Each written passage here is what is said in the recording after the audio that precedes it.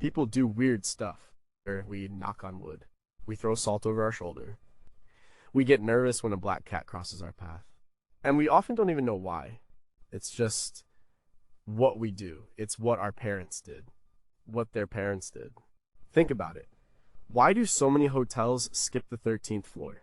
Is it really bad luck? Or just a way to make people feel better? A survey back in 2007 by the Gallup organization found that about 1 in 4 Americans admitted to being at least a little superstitious. That's a lot of people. More recently, studies from places like the University of Helsinki have looked at how superstitions connect to our need for control. When things feel out of control, we reach for something. Anything. Ancient cultures did the same thing. They saw a world they didn't understand. Thunder was a god's anger. A good harvest was a blessing. Bad things needed an explanation, and usually a way to prevent them from happening again. So they made up rules, little rituals, things to do to influence forces they couldn't see. And somehow those rules stuck around. We live in a world of science, of data, of logic, but then we still find ourselves crossing our fingers or avoiding cracks in the sidewalk. Why? Is it just habit? Is there some deep-seated part of us that needs to believe in magic? Even just a little bit? Consider how many people say bless you when someone sneezes.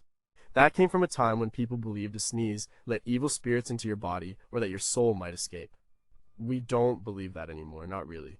But we still say it. It's polite. It's automatic. It's a leftover. So, what are these strange leftovers? Where did they come from?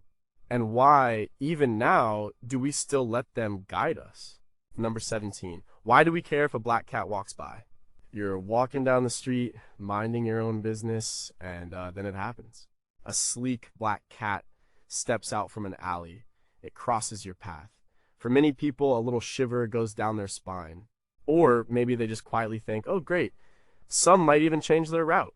It feels silly to admit it's just a cat, but the feeling is real for a lot of us. This idea of black cats bringing bad luck is super old. It goes way back to the Middle Ages in Europe. People were terrified of witches back then. They truly believed witches existed and had evil powers. And a big part of that belief was that witches could turn into animals. Cats, especially black ones, were seen as their favorites. They were seen as companions, familiars, often doing the witch's bidding. So if a black cat crossed your path, it wasn't just a cat. It was possibly a witch in disguise, or at least an agent of bad luck sent by one. This fear wasn't just a quiet worry, it led to awful things. During the time of the witch hunts, thousands of innocent people, often women, were accused and killed. Their cats, especially black ones, were often killed alongside them. People thought getting rid of the cats would weaken the witches. It was a really dark time, but cats didn't always have such a bad rap. In ancient Egypt, cats were worshipped. They were seen as sacred animals linked to the goddess Bastet, who represented protection and fertility. Killing a cat was a serious crime. They brought good luck there, not bad. Sailors, too, often saw black cats as good omens. They thought having one on board would bring good weather and safe passage. It's funny how different cultures can have totally opposite views on the same thing. So, how did the European bad luck idea win out for so many of us? Probably because of how powerful stories and fear are. Those witch tales spread and got passed down. Even when people stopped truly believing in witches, the idea that a black cat meant something negative stuck around. It became a cultural habit, a quick mental shortcut. Psychologists talk about something called availability heuristic. That means if you hear a story about bad luck after a black cat, you remember it more. You're more likely to connect the two. Even if 1,000 times nothing bad happened after a black cat crossed your path, that one time something did, you latch onto it. And the superstition gets stronger in your mind. It's also about control. We like to think we have some say over what happens to us. If bad things happen, it's scary. But if we can say, oh, it was that cat, it gives us a reason. It gives us a tiny feeling of understanding. Even if it's a false one, it's easier to blame a cat than to accept that life is just random sometimes. Today, animal shelters try to fight this superstition. They know black cats often get adopted less often than other cats. People still hold on to that old fear even if they can't explain it. So These shelters run campaigns using dates like Friday the 13th to promote black cat adoptions. They try to show that these cats are just like any other cat, lovable, playful, and totally harmless. What if our fear of the unknown is just too strong for logic? And what if, deep down, we need these little stories to make sense of a world that often doesn't? What if these harmless beliefs are actually tiny, quiet ways we try to feel safer? And what if, despite all our science, we're still just as scared of what we can't explain as people were in the Middle Ages? Number 16. Why do we worry about walking under ladders? This one is pretty common. You see a ladder leaning against a building, and instinctively you probably walk around it, even if it means stepping into the street for a second. It feels like a natural thing to do. Like, it's just good sense. But is it? The superstition about walking under a ladder goes back a long, long time. One popular theory points to ancient Egypt. Ladders were super important there. As they thought of them as symbols of life, and also as a way for the gods to ascend to heaven. So a ladder leaning against a wall formed a triangle, and the triangle for Egyptians was a sacred shape. It represented the holy trinity of their gods. Walking through that triangle, breaking its sacred space, was seen as deeply disrespectful. It was like challenging the gods themselves, and you didn't want to do that. Another strong theory comes from medieval Europe. Again, Christianity plays a big part. The ladder was seen as a symbol of the gallows. That's where criminals were hanged. So walking under it was like inviting death or bad luck upon yourself. It was a very grim association. But there's an even more common idea from that time. A ladder leaning against a wall forms a triangle. And this triangle was said to represent the Holy Trinity, the Father, the Son, and the Holy Spirit. Walking through it was seen as breaking that holy symbol. It was like an act against God. And that was a really big deal. So, if you walked under a ladder, you were basically inviting the devil in. You were seen as someone who might be allied with evil. To undo this, people would cross their fingers, or spit 3 times, or make a wish. Now, some people will tell you it's just common sense. A ladder can be dangerous. Someone might drop a tool, paint might fall, someone might even fall off the ladder. And yes, those are real risks. Safety experts from organizations like OSHA, Occupational Safety, and Health Administration always talk about safe ladder use. They warn about things like making sure the ladder is stable, not overloading it, and being aware of your surroundings. So a part of avoiding walking under a ladder is just practical. It's smart to keep your distance from an active work site. But the superstition goes beyond that. It's not just about an active ladder. People avoid any ladder leaning against a wall, even if no one is on it, even if there's no danger. It's the act of going under the triangle that still holds power. Psychologists might say this is a form of preparedness. Our brains are wired to avoid danger, and if something is associated with danger, even indirectly, we develop an aversion. It's a quick, unconscious decision our brain makes to keep us safe. Even if the original danger, like offending the Holy Trinity, is no longer a conscious threat, the avoidance behavior remains. Think about how many people still knock on wood after saying something positive, or throw salt over their shoulder. These are all little rituals, little habits. They don't logically make sense in a modern world, but they stick around. They're like cultural ghosts. They remind us of a time when the world felt more mysterious, more unpredictable, and when we had fewer ways to explain what happened. What if our deepest fears are just too strong to ever fully vanish, even with all our knowledge? And what if these simple acts are really just tiny acknowledgments that we still don't completely control everything? Is there a part of us that still believes in the sacred and the profane, even when we try to be rational? What if the echoes of ancient belief are stronger than we realize? Is number 15. Why does breaking a mirror mean 7 years of bad luck? Picture this, you're getting ready, maybe a bit clumsy, and smash. Your favorite mirror is in pieces on the floor. Most people would probably sigh about the mess. But for a lot of us, there's a flicker of something else. A small worry. 7 years. That's a long time to have bad luck hanging over your head. This superstition is really, really old. It goes back to ancient times. Way before glass mirrors, people used polished metal like bronze or silver, or even just still pools of water to see their reflection. They believed their reflection wasn't just an image. They thought it was a glimpse of their very soul. It was a deeply personal, almost magical thing. If you broke that reflection, you weren't just breaking glass. You were damaging your soul. You were letting a piece of yourself escape. Or worse, you were trapping it in the broken fragments. That was a terrifying thought. The ancient Romans really cemented the 7 years part. They were big believers in the idea that life renewed itself in 7 year cycles. Every 7 years, they thought your body completely regenerated. Your health changed. Your luck could change.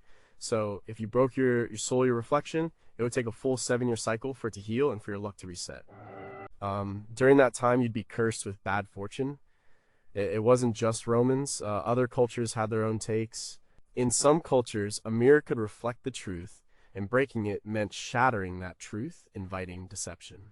In others, mirrors were believed to be portals. Breaking one could unleash something unwanted or trap something good inside. It's amazing how one object could hold so much power in people's minds. Even during the Renaissance, people often covered mirrors in a house when someone died. They believed the mirror could trap the departing soul, or reflect evil spirits that might come for the soul. The mirror was always more than just a tool to check your hair. It was a window to something else. So, why does it stick around today? Well, there's the psychological angle. Our brains are always looking for patterns. If something bad happens after we break a mirror, even if it's completely unrelated, we might make a connection. That's called confirmation bias. We look for evidence that proves our belief and ignore evidence that doesn't. And when you're expecting bad luck, you're more likely to notice negative things that happen. A flat tire? Ah, it's the mirror. A bad day at work? Still that mirror luck. It's also a powerful cultural story. We hear it as kids. It's part of our common language. Even if we don't truly believe it, that little whisper of doubt stays with us. Like a little just-in-case button in our brains, people might joke about it, but deep down, few would intentionally smash a mirror just to prove it wrong. Why risk it? There's a famous study from the 1970s by social psychologist Ellen Langer. She looked at how people feel about control. When we feel like we don't have control, we tend to rely on superstitions more. Breaking a mirror is an accident. It's a loss of control. So, the superstition offers a sort of framework, a way to explain the unpredictable. It gives the uncontrollable event a narrative, even if it's a negative one. What if the fear of bad luck is actually a way for us to remember to be careful? And what if these old beliefs are just cultural codes for dangers we no longer recognize? Can a belief, even a silly one, actually influence our state of mind enough to change our outcomes? And how much of our perception of luck is truly random versus how much we create through our own expectations? Number 14, why do we throw salt over our shoulder? You've probably seen it in movies, or maybe even done it yourself. Someone spills salt and quickly, almost without thinking, they pinch a little and throw it over their left shoulder. It's a small, quick movement. And when you ask why, most people would probably just say for good luck or to avoid bad luck. But there's a lot more to it than that. Salt has been super important throughout history. It wasn't just a seasoning, it was a preservative. It was valuable. Roman soldiers were sometimes paid in salt, which is where the word salary comes from. It was a currency. So spilling, it was a big deal. It was a waste, and waste often invited bad things. But the real core of this superstition goes much deeper. It ties into some really old beliefs about good and evil. The left side was often seen as the bad side. The Latin word for left is sinister. And many cultures believe that evil spirits or the devil himself lurked over your left shoulder, waiting for a chance to cause trouble. So, if you spilled salt, which was valuable and had protective qualities, you needed to appease these spirits. Or, more actively, blind them. The idea was that throwing salt over your left shoulder would hit the devil or evil spirits in the eyes. This would confuse them, distract them, or make them go away. It was a defense mechanism against unseen threats. This idea is even present in famous art. Look at Leonardo da Vinci's painting, The Last Supper. If you look closely at Judas Iscariot, the betrayer, you can see an overturned salt cellar near his elbow. This wasn't just a random detail, it was a symbolic hint that Judas was bringing bad luck and evil to the table. The spilled salt was a clear sign of betrayal and misfortune. That image, and the story behind it, would have been very powerful for people at the time. So, the act of throwing salt wasn't just about good luck, it was an active warding off of evil. It was a ritual, and rituals are a big part of how humans cope with uncertainty. When things feel random or scary, a ritual gives us a feeling of control, even a small one. Psychologists like B.F. Skinner, in his famous experiments with pigeons, showed that even animals can develop superstitious behaviors. If a pigeon performs a random action just before food appears, it might repeat that action, believing it caused the food. Humans are much more complex, but the underlying mechanism can be similar. We connect two things that aren't really connected, and if the outcome is good or at least not bad, we reinforce the behavior. Today, salt is cheap. We don't worry about wasting it the way people did in ancient times. But the habit remains. It's a cultural script. We see others do it, we learn it, we repeat it. It's a piece of folk wisdom that's been passed down through generations. It's less about actual evil spirits and more about a general sense of avoiding bad juju. What if these small, almost unconscious actions are a way we still connect to ancient fears and beliefs, even when we think we're so modern? And what if the very act of performing these rituals provides a psychological comfort that goes deeper than simple logic? Can an old habit offer a sense of security, even if we don't know why? And how much of our behavior is dictated by these invisible threads from the past? Number 13. Why shouldn't you open an umbrella indoors? Most of us have heard this one. Don't open an umbrella inside. It brings bad luck. And it's one of those superstitions that people often joke about, but still kind of avoid. It's something you don't do. This superstition has a few origin stories, and they all point to something a little different. One popular theory traces it back to ancient Egypt. Not umbrellas as we know them today, but parasols. These were made of papyrus or feathers. They were used by royalty and nobles to shield them from the sun. The parasol was seen as protection from the sun god Ra. It was a sacred object. If you brought one indoors and opened it, it was seen as an insult to the gods. You were basically saying you didn't need their protection. And that was a really bad idea. It was tempting fate. Another theory comes from 18th century London. Umbrellas at this point were big, clunky, and had metal spokes. They weren't like the lightweight ones we have now. They were hard to open, and they could be dangerous in tight spaces. You could poke someone's eye out, you could break something. So people quickly learned that opening a large spring-loaded umbrella indoors could lead to accidents and injuries.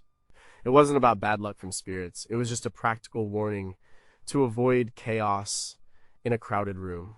And this practical warning eventually turned into a superstition. An injury would be bad luck, so avoiding the umbrella indoors meant avoiding that bad luck.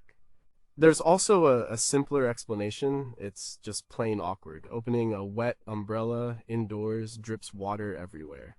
It takes up a lot of space. It's inconvenient, and sometimes when people are clumsy, they might knock things over. The thing that other people can door manners, especially back when umbrellas were more unwieldy. Think about how cultures create rules to manage behavior. Sometimes these rules are about safety, sometimes about politeness, and sometimes about respecting sacred things. And sometimes, over hundreds of years, the original reason gets lost. What's left is just the rule itself, wrapped in a warning about bad luck.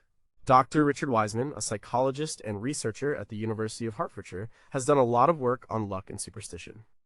He points out that people who consider themselves lucky often approach life with a more open and positive mindset. They're more likely to notice opportunities. People who feel unlucky might be more prone to anxiety and self-fulfilling prophecies. If you believe opening an umbrella indoors brings bad luck, you might actually be more stressed, making you more prone to minor accidents or just feeling generally down. It's less about the umbrella and more about your own state of mind. So, when we avoid opening an umbrella indoors, are we truly worried about an ancient Egyptian sun god? Or are we just following an old ingrained cultural rule? A rule that might have started for practical reasons but got dressed up in magical thinking over time. What if the most enduring superstitions are the ones that blend a real-world caution with a touch of the mystical? And what if, by following these small rules, we are unconsciously practicing a form of social conditioning that maintains order, even if we don't understand the original reasoning? Could it be that our collective unconscious prefers a spooky explanation to a mundane one? And what if this preference for the mysterious still shapes more of our daily decisions than we realize? Number 12. Why do we knock on wood after saying something positive? This one is really common. You'll hear someone say, "I haven't been sick all year." And then almost immediately they'll wrap their knuckles on a nearby table or door frame. Sometimes they even say knock on wood. It's a quick, almost automatic gesture. It's a way to ward off something bad. to keep the good thing from being jinxed. This superstition is incredibly old, with roots that stretch back thousands of years. One popular theory connects it to ancient pagan beliefs.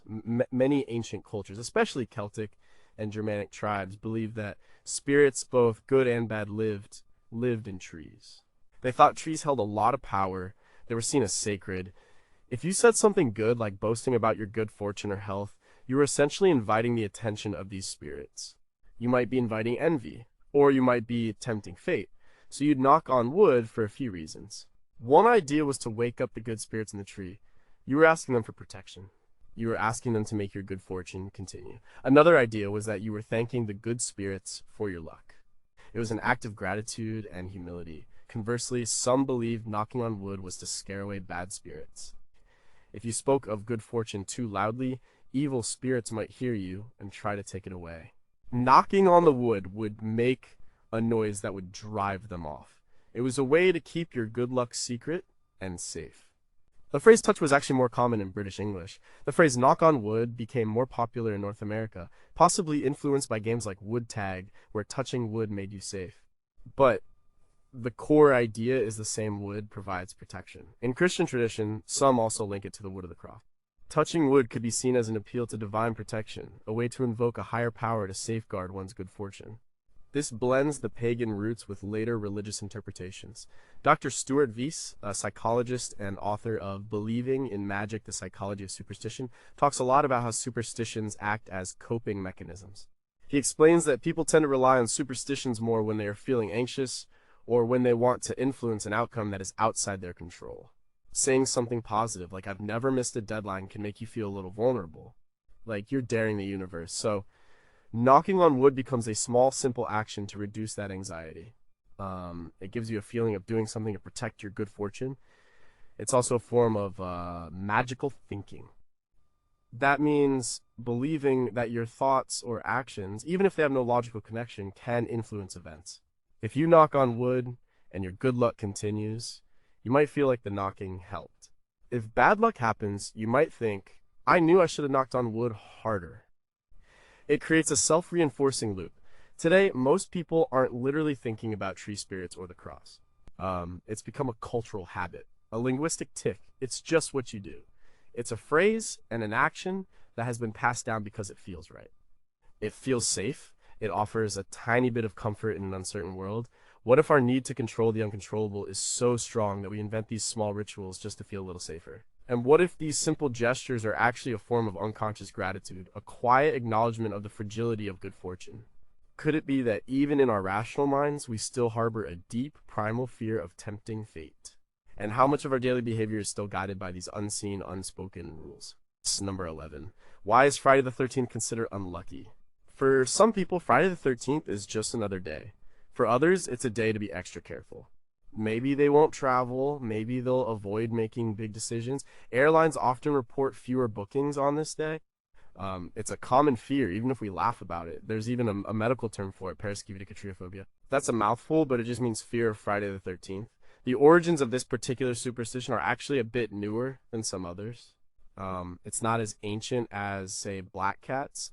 The specific combination of Friday and the number 13 as a sign of bad luck really started gaining traction in the 19th century. But both elements, Friday and the number 13, have older, separate histories of being seen as unlucky. Let's start with 13. Many cultures see 12 as a complete, perfect number. There are 12 months in a year, 12 hours on a clock, 12 apostles of Jesus. So, 13, coming right after 12, was seen as an overreach, an awkward, odd number that messed up the natural order. In Norse mythology, a dinner party of 12 gods was ruined by the arrival of the 13th god, Loki, who caused chaos and led to the death of a beloved god.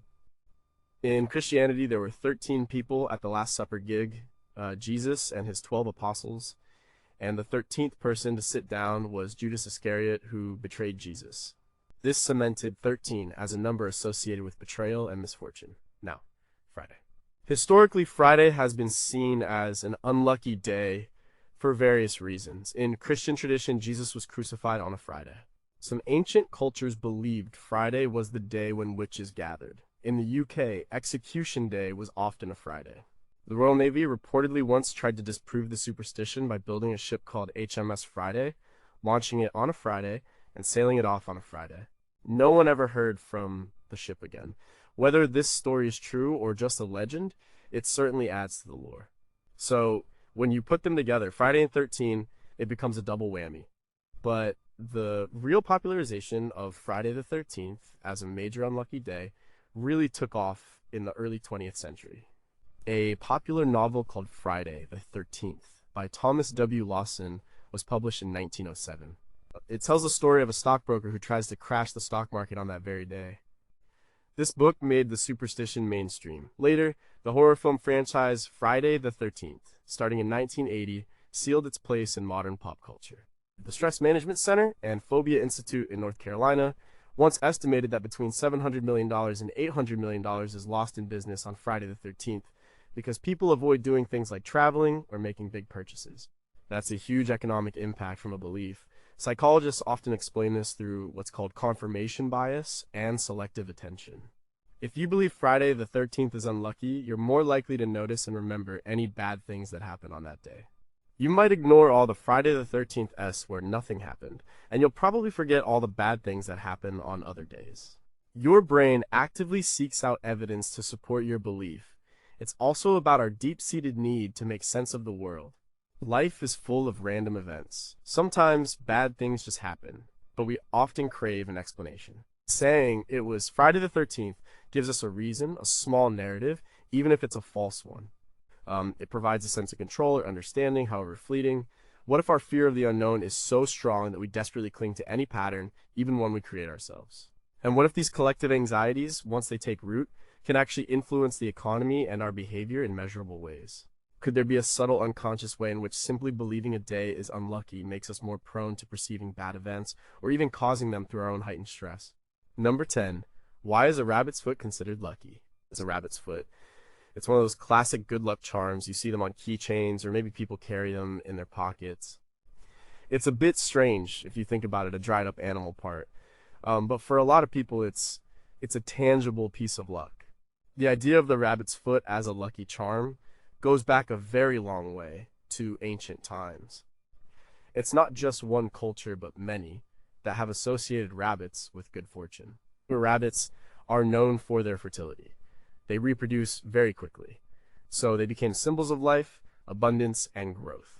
Farmers might have seen them as a sign of a good harvest, but the specific idea of carrying a rabbit's foot as luck has more distinct origins, primarily linked to hoodoo and conjure traditions in the southern United States, which blend African, Native American, and European folk magic. This tradition often involves using animal parts for various spiritual purposes. However, the general belief in the rabbit's foot as lucky has older, broader roots, possibly in ancient European pagan beliefs where rabbits, especially hares, were associated with spring, new life, and fertility goddesses like Eostre, from whom Easter gets its name. The idea that these creatures were tied to new life and quick breeding meant they were symbols of prosperity. But the foot part is particularly interesting. Often it had to be the left hind foot, and it had to be obtained under specific circumstances. For example, some traditions said it had to be taken from a rabbit caught in a graveyard, or on a specific night like a full moon, or even more specifically on a Friday the 13th, which is ironic given the bad luck association of that day itself. The exact details vary a lot by region and specific folk belief, but the left hind foot and special conditions often appear. These conditions suggest that it's not just any rabbit's foot, but one imbued with special, almost magical power due to how and where it was acquired. For people who believed in these traditions, the rabbit's foot wasn't just a trinket. It was a powerful tool. It could bring protection, good luck, success in love, or even help with gambling. It was a way to channel the innate power of the animal and the circumstances of its capture. Dr. Margaret K. Schlegel, an anthropologist who has studied folk traditions, notes how these charms often represent a connection to a wilder, more primal source of power. In a world where people felt powerless against disease, poverty, and unpredictable events, a charm like a rabbit's foot offered a sense of agency. It was something concrete they could hold, a small piece of magic to influence their fate. Even Today, when we know that a rabbit's foot has no scientific power, the belief persists. Why? It's partly cultural transmission. We see it in movies, hear about it from older relatives. It becomes part of the fabric of common knowledge. It's also about our psychological need for comfort. In moments of stress or uncertainty, having a lucky charm can actually reduce anxiety. Studies, including some done by psychologist Jane Risen at the University of Chicago, suggest that people who use lucky charms or superstitions often feel more confident, which can actually lead to better performance. If you feel luckier, you might perform better because you're less stressed. It's a self-fulfilling prophecy. So, while we might not believe in graveyard rabbits anymore, the idea of having a small object that can somehow tip the scales in our favor is still very appealing. It speaks to a fundamental human desire for control and good fortune. What if these charms aren't just silly, but represent a fundamental human need to believe in external help? And what if the comfort derived from a lucky object actually provides a real psychological edge? Can the mere belief in luck itself create a form of luck? And how much of our success or failure do we attribute to our own actions versus these invisible forces we try to influence? Number 9. Why do we throw coins in fountains and wish wells? Go to any fountain in the city or a famous wishing well, and you'll see it, coins sparkling at the bottom. People stand there for a moment, often closing their eyes, making a silent wish, and then tossing in a coin. It's a common act seen all over the world, from the Trevi Fountain in Rome to local park fountains. It feels natural, a small offering for a hope. This practice is incredibly old, going back to ancient civilizations. The water sources, springs, wells, rivers were seen as sacred. They were essential for life. In a world without modern plumbing, finding a reliable water source was like finding a miracle. People believed these waters were home to gods, goddesses, or spirits. These spirits were thought to control health, fertility, and good fortune.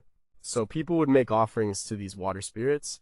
They didn't have coins in the very beginning, so they might throw in something valuable like fruit, flowers, or even small weapons. As societies developed, coins became a common form of offering. It was a way to show respect, to ask for a favor, or to thank the spirits for their blessings. The idea was you give something valuable, and in return, you hope to receive something valuable. It was a transaction with the divine. The Romans and Celts were big on this. The Romans often dedicated wells to specific deities and threw coins in as prayers.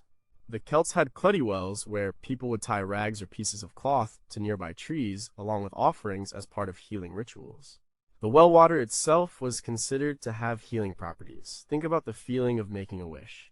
It's about hope, it's about wanting something better, and the act of throwing a coin gives that wish a physical form.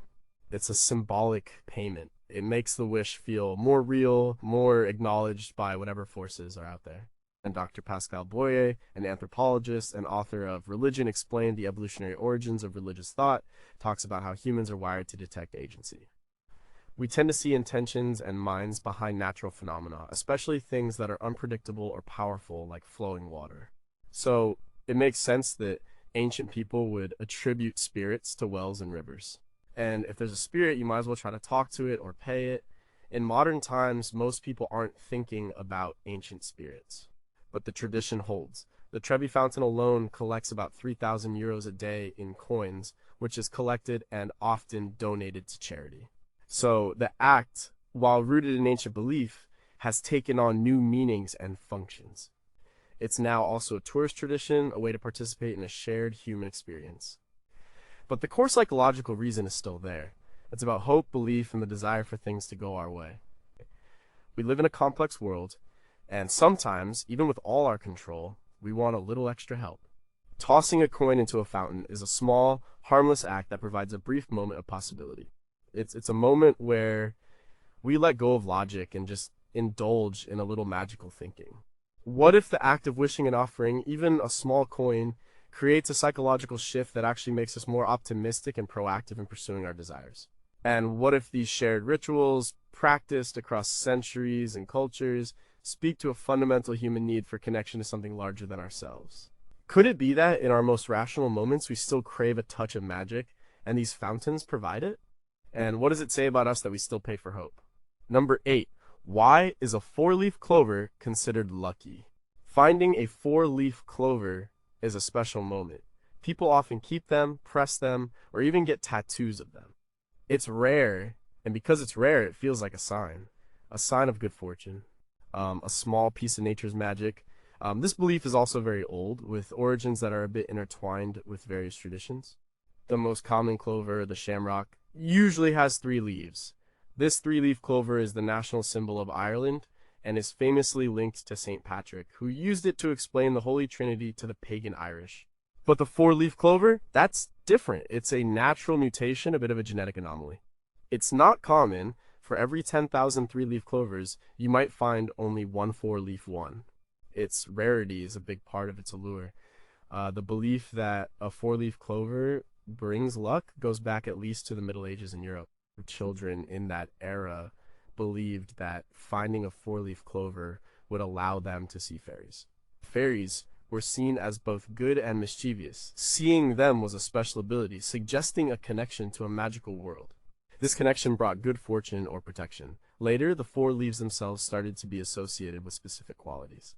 People began to say that each leaf on a four-leaf clover stood for something: faith, hope, love, and luck. So, finding one wasn't just finding a rare plant. It was finding a tiny bundle of all these positive attributes.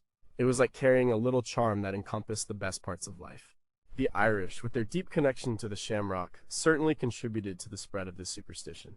As Irish immigrants moved around the world, especially to America during times of hardship like the potato famine, they carried their traditions with them.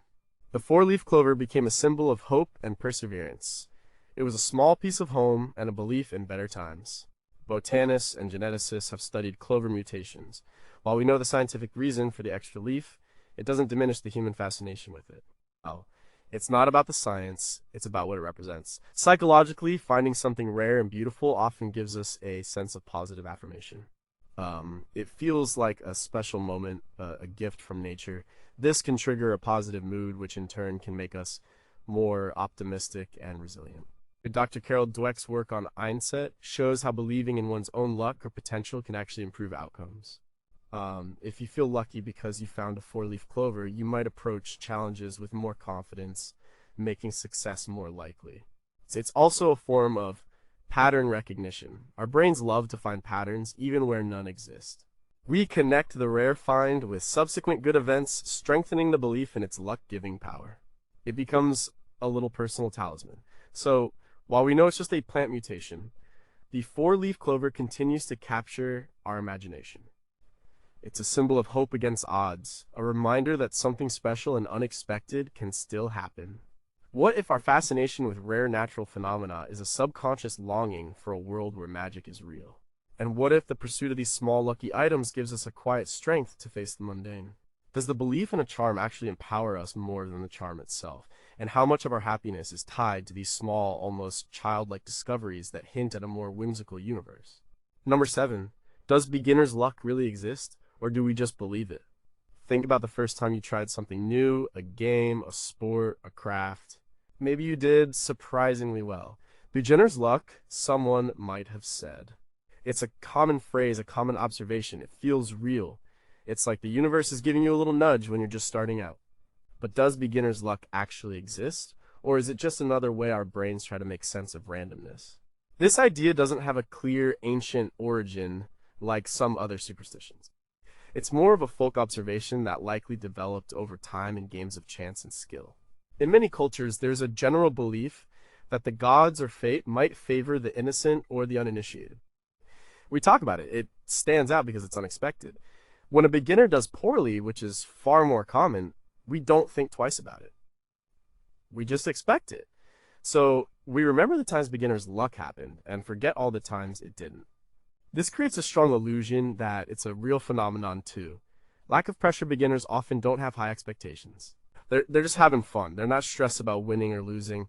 This relaxed state can sometimes lead to better performance, especially in games that require focus or quick decisions. An experienced player might be overthinking or trying too hard. 3. Randomness and probability. In games of chance, like rolling dice or drawing cards, everyone has the same probability of success regardless of experience. Sometimes a beginner just hits a lucky streak, and because it's their first time, we label it beginner's luck. But if an experienced person hit the same streak, we might call it a good run or skill. The label changes based on who is playing. Statisticians would argue that over a large enough sample size, beginners and experienced players would have similar average outcomes in purely chance-based games. They might try something unconventional that actually works, surprising everyone, including themselves. This fresh perspective can sometimes yield unexpected positive results. Consider studies in behavioral economics or psychology. Daniel Kahneman, a Nobel laureate, extensively researched cognitive biases. He and Amos Tversky wrote about how people often misinterpret randomness. We look for patterns even in truly random events. Beginner's luck is a classic example of this. We see a pattern where there's just a random fluctuation. It's also about narrative. We like stories where the underdog triumphs, where the new person gets a special gift. It's a comforting idea that the world might be a little fairer or a little more magical for those just starting out. It encourages participation. It makes trying new things less intimidating. So while there's no scientific evidence for a supernatural force giving beginners a boost, the belief in beginner's luck can have real psychological effects. It can lower anxiety and increase confidence, which might indirectly improve performance. It's a powerful example of how our minds shape our reality, even if it's just a perception. What if our desire for fairness makes us interpret random good fortune for beginners as a universal rule? And what if the absence of pressure, rather than any magical force, is the real secret behind unexpected success? Does the label beginner's luck itself empower new participants, making them more likely to try again? And how much of our perception of luck is truly an outcome of our mental state rather than external circumstances? Or number 6, why do people wear evil eye charms? Walk into a gift shop, especially around the Mediterranean or Middle East, and you'll likely see them blue orbs with a white center and a smaller black dot. These are evil eye charms or Nazar amulets. People wear them as jewelry, hang them in their homes, or even, put them on their cars. They're meant to protect you. The belief in the evil eye is one of the oldest and most widespread superstitions in the world. It dates back thousands of years to ancient Greece and Rome, and has been found in cultures all across the Mediterranean, Middle East, parts of Asia, and even in some Latin American traditions. What is the evil eye? It's not just a look. It's a look often from a jealous or envious person that is believed to cause harm, misfortune, or injury to the recipient. It's an unconscious or conscious act of malice, often from someone who admires your good fortune but resents it. The idea is that someone's intense envy can project negative energy onto you, leading to bad things. If your crops fail, or your child gets sick, or your business struggles, it could be blamed on the evil eye.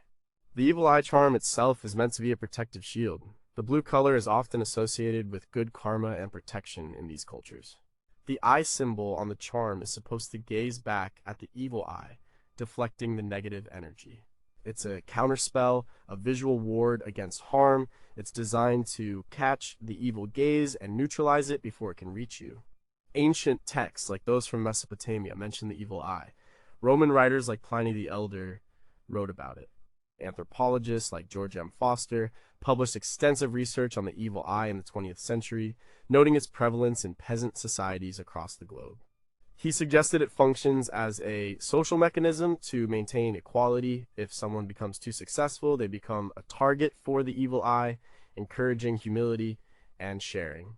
This belief isn't limited to ancient times. In many parts of the world today, it's still a very real, very potent fear. Newborn babies might wear a small evil eye pin. New homes might have one hanging by the door. Businesses might display one. It's not just a quaint tradition. It's a deep-seated part of their worldview. Psychologically, the evil eye speaks to our fears of envy and social judgment. We want to be successful, but we also, worry about what others think. The charm offers a way to manage that anxiety. It provides a concrete object that represents protection against intangible threats. It gives people a sense of control over external forces that they can't otherwise influence.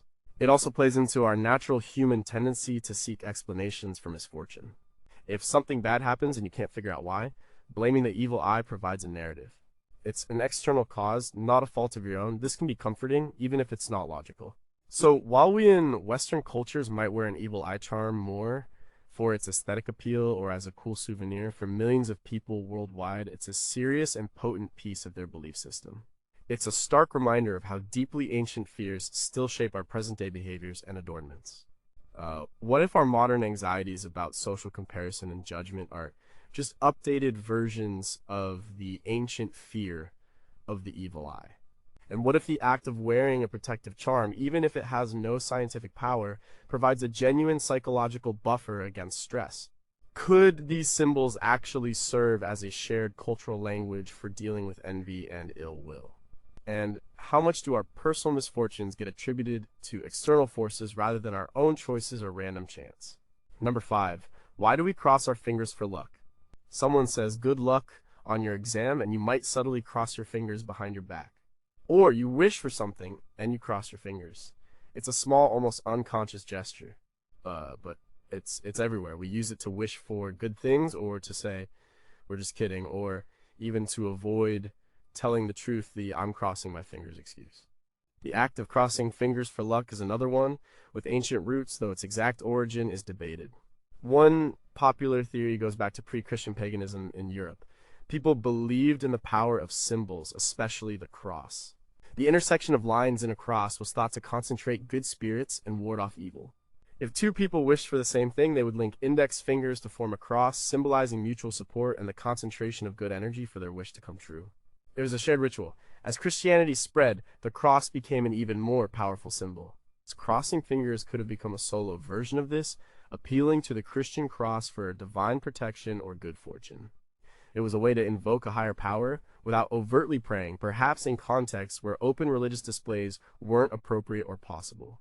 Another slightly less common theory suggests it was used during the period of Christian persecution in Rome. Christians would cross their fingers as a secret sign to identify each other. This act, therefore, became associated with hope, solidarity, and the belief that things would get better even in dire circumstances. If it meant survival, it certainly carried a powerful, lucky connotation. Over time, the practice evolved. It became less about religious symbolism and more about general good luck. It became a quick, informal way to express hope. And then there's the telling a white lie aspect. This version of superstition suggests that crossing your fingers behind your back can negate the sin of lying. The idea is that you're symbolically nullifying the lie, or perhaps that the cross offers a form of protection against divine punishment for your untruth. This version is more recent, but it shows how superstitions can adapt and take on new meanings. Psychologist Kevin H. Silver, who has studied how body language influences perception, notes that gestures like crossing fingers are deeply ingrained. They become automatic, they're a physical manifestation of an internal desire for a specific outcome. From a psychological perspective, crossing your fingers, like many superstitions, serves as a coping mechanism. When we face uncertainty or when we hope for something we can't control, performing a small ritual can reduce anxiety. It gives us a sense of agency, a feeling that we've done something to influence the outcome, even if it's entirely symbolic. It's a way to feel more confident. Studies by researchers like Professor Demish, Stobrock, and Musweiler 2010 have shown that activating superstitions can actually improve performance. Participants who were allowed to use lucky objects or rituals performed better on tasks because their self-efficacy belief in their own ability increased.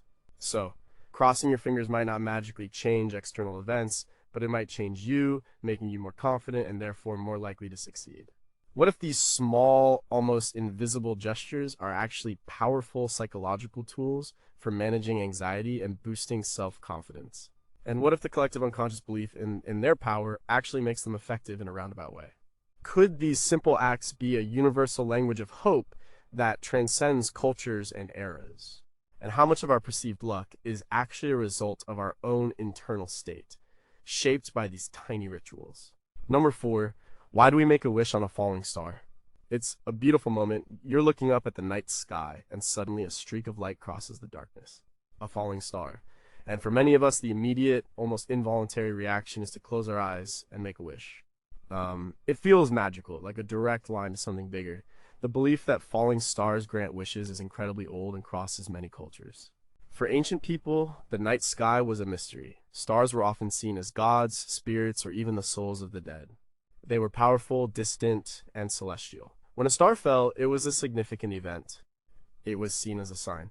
Many cultures believed that a falling star was a moment when the veil between the heavens and earth was thinnest. It was a direct connection. One of the most famous explanations comes from the ancient Greek astronomer Ptolemy in the 2nd century AD. He suggested that falling stars were a sign that the gods were peering down at Earth. If a god was looking, then it was a perfect time to make a wish, because they were paying attention. There was a rare window of divine awareness. Other beliefs varied. Some thought falling stars were actually angels descending to Earth, or that they were pieces of heaven carrying divine energy. In some traditions, they were seen as souls moving between worlds. In all these cases, the event was extraordinary and therefore ripe for magical interpretation. It was a chance to communicate directly with powerful entities. Making a wish, especially in silence, was a personal plea. It was a direct line. The belief was that because the gods or spirits were so close, they would hear your desire and be more likely to grant it. Today, we know that falling stars aren't actually stars. They are meteors less small, pieces of rock or dust burning up as they enter Earth's atmosphere. Scientists like Dr. Neil deGrasse Tyson, an astrophysicist, often explain the science behind these phenomena. But knowing the science doesn't stop the tradition. It's too ingrained, it's too poetic. Psychologically, making a wish on a falling star is about hope and externalizing our desires.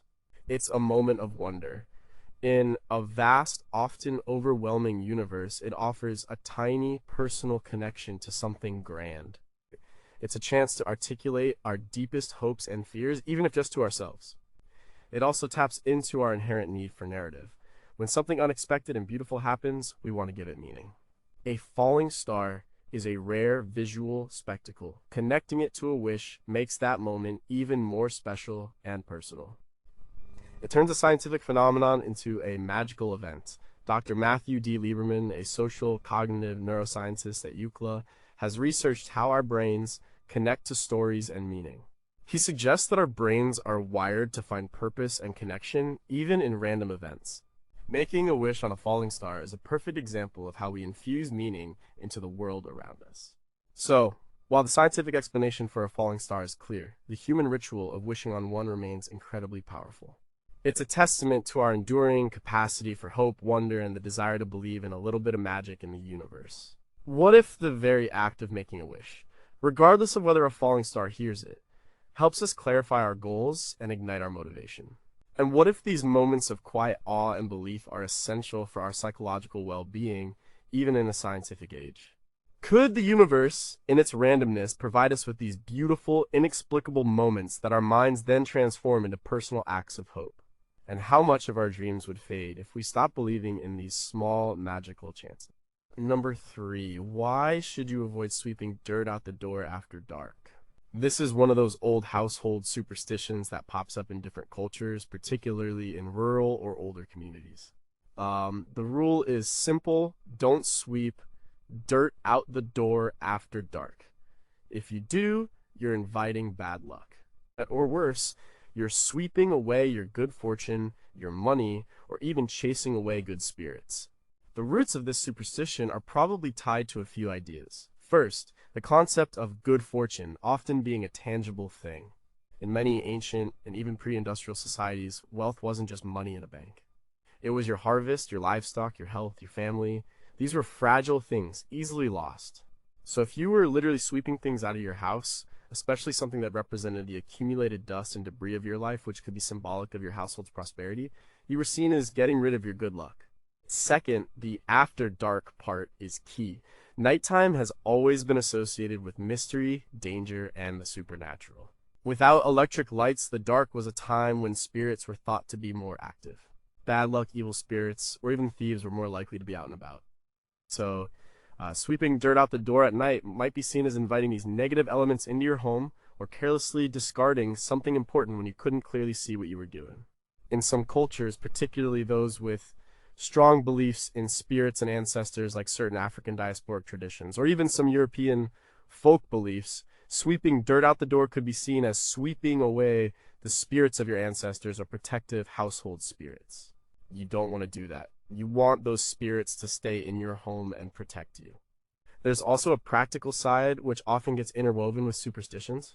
Before electricity, sweeping after dark was just less effective. You couldn't see the dirt well. You might just be pushing dirt around or missing spots or sweeping something valuable out by accident. So, a practical warning about not being able to clean properly in the dark. might have morphed into a superstition about bad luck. Sociologists and folklorists, like those who contribute to journals like the Journal of American Folklore, have documented how these household superstitions often serve to create order and offer a sense of control over the domestic sphere. They're informal rules that govern the home, a sacred space for many. They provide simple guidelines for living. Even today, people might not consciously believe they're sweeping away their money, but the habit, the warning might stick. Like it's like a quiet piece of inherited wisdom. It's a reminder to be mindful of your home, of your belongings, and of the symbolic boundary between the inside safe, prosperous, and the outside potentially dangerous, unknown.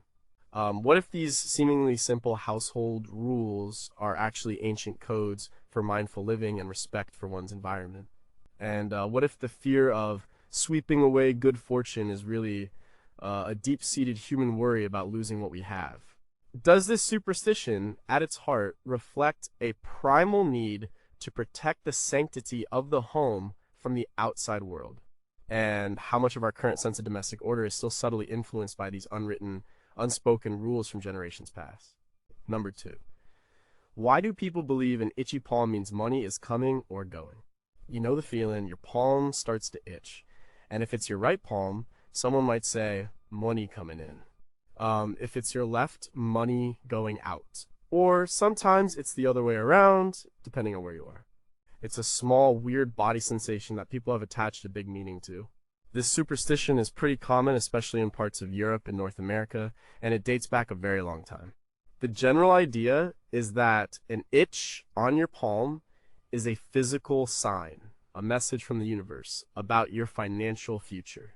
The most common version, with the left palm itching meaning money leaving and the right palm itching meaning money arriving, seems to have its roots in very old folk beliefs. The right side of the body was often associated with good things, strength, and receiving. The left side was, as we discussed with salt, often associated with negative things or giving away. So, an itchy right palm meant you were about to receive money, perhaps shake someone's hand and get paid. An itchy left palm meant you were about to pay someone, or simply that money would be departing from your possession. However, in some cultures, particularly in some Slavic traditions and parts of the UK, the interpretation is reversed. An itchy left palm might mean money is coming in, and an itchy right palm means money is going out, or that you need to scratch it on wood to stop money from leaving. This variation highlights how localized and fluid superstitions can be, even with a similar core idea. The exact origin of why an itch would signify money is a bit hazy. Some theories suggest it ties back to ancient practices of palmistry, where lines on the palm were read for destiny. An itch might have been seen as an activation of those lines, signaling an impending event. Other theories point to a more simple, earthy connection. Perhaps an itchy hand meant you were about to do some physical work, which would lead to earning money. But regardless of the exact historical root, the persistence of this belief is interesting. It's a clear example of how we try to interpret random bodily sensations. You know, our bodies constantly have minor itches, twitches, and aches. You know, most of the time we ignore them. But when a cultural narrative attaches meaning to one, we pay attention. Dr. Talisha Rote, a cognitive neuroscientist, has studied how our brains are wired for optimism and belief. She notes that we tend to seek out and believe information that confirms our hopes and ignores information that contradicts them. If your right palm itches and you later get some unexpected money, you'll connect the two. If it itches and nothing happens, you'll probably forget about it. This is another classic case of confirmation bias. It's also about a desire for external signs. We live in a world where financial success often feels outside our control.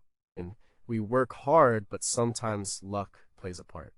So a small physical sign, like an itchy palm, gives us a little piece of information, a tiny hint from the universe.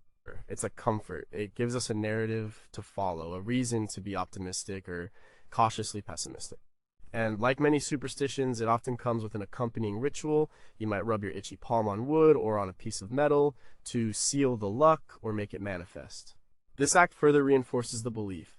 What if our bodies are constantly giving us subtle signals, and superstitions are just one ancient way we've tried to interpret those signals? And what if the mere act of interpreting an itchy palm as a sign of money actually influences our mood and actions, making us more alert to financial opportunities? Could these simple bodily interpretations be a quiet way we manage our anxieties about an unpredictable financial future? And how many other unconscious bodily cues are we still misinterpreting through the lens of old beliefs? Number one, why is putting new shoes on a table considered bad luck? This is a specific one, and it's quite prevalent in some cultures, especially in the UK. The idea is simple. Don't put new shoes on a table. It's considered bad luck. You might hear people quickly tell you to take them off, sometimes with a shiver, sometimes with a firm, no, don't do that. The origin of this particular superstition isn't as ancient as some others, like black cats or spilled salt. It seems to be a more modern European, particularly British superstition, likely originating in the 19th or early 20th century. One popular theory connects it to coal mining culture. Miners faced dangerous conditions every day. Superstitions were very common in mining communities as a way to cope with constant risk. When a miner died, his boots were often placed on the table as a sign of respect, or as part of the preparations for his burial. So, placing new shoes on a table could be seen as tempting fate, inviting death, or signaling that someone was about to die. It was a somber omen. Another theory, though less common, links it to sailors. Similar to miners, sailors also faced incredible danger. Boots or shoes on a table might have been seen as preparing for a journey that someone wouldn't return from.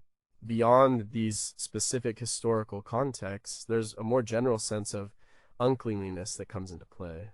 Shoes are for walking outside. They collect dirt, germs, and whatever else is on the ground. A table, especially a dining table, is a place for food, for gathering, for purity. Putting dirty outdoor items on a clean indoor surface, especially one associated with sustenance and family, could be seen as disrespectful, unhygienic, and thus bad luck. It violates a fundamental sense of order and cleanliness within the home. Folklorists and cultural historians have pointed out that many household superstitions serve as unwritten rules of etiquette. They might not be about literal magic, but about reinforcing social norms and cleanliness.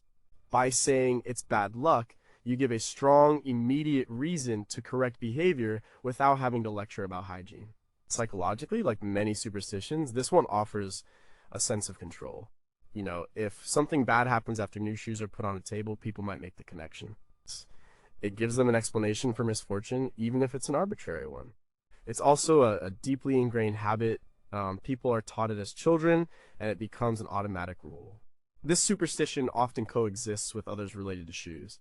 For example, some people believe it's bad luck to put shoes on a chair or to put them on a bed. The common thread is that shoes, which are for the ground and the outside world, shouldn't be elevated to places associated with cleanliness, rest, or sustenance within the home. It's about maintaining boundaries. What if these seemingly trivial household rules are actually echoes of a deeper human need for order and protection within our private spaces? And what if the fear of bad luck is just a potent way of communicating important social and hygienic norms across generations? Does our aversion to shoes on a table tap into an ancient, almost primal sense of what is sacred and profane within the home? And how much of our modern sense of cleanliness and propriety is still implicitly guided by these very old, unspoken fears and beliefs?